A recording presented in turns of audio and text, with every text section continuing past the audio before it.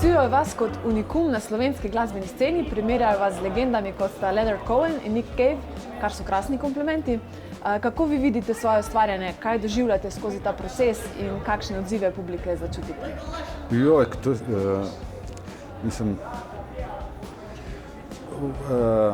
Kako grozno. Mislim, jaz ne znam niti to odgovoriti, bom poskusil. To, kar delam, pač nek poriv je in to pač delam in zdaj nekako prej sem v bendih, zdaj sem ostal sam in igram bas in delam to, pika. Ni neke filozofije za tem. Kar vam pride na pamet, to napišete? Ne, neke zgodbe iz življenj, ki so malo resnične, malo popravljene.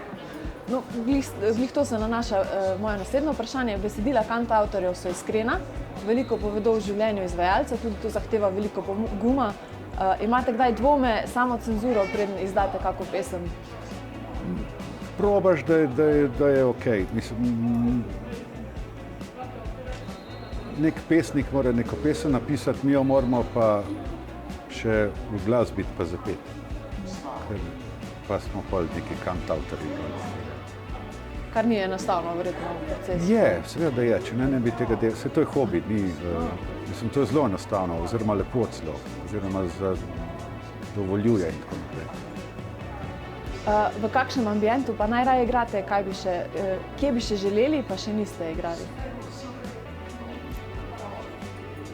Taki ambienti so mi všeč, pa da ljudje poslušajo, pa da boče cenijo, pa kje bi igral bi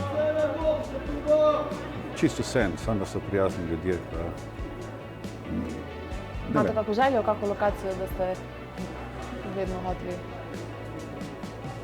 Mogoče bi šel še enkrat v Ameriko, tako za 60 dni zapored po teh nekih lukencah.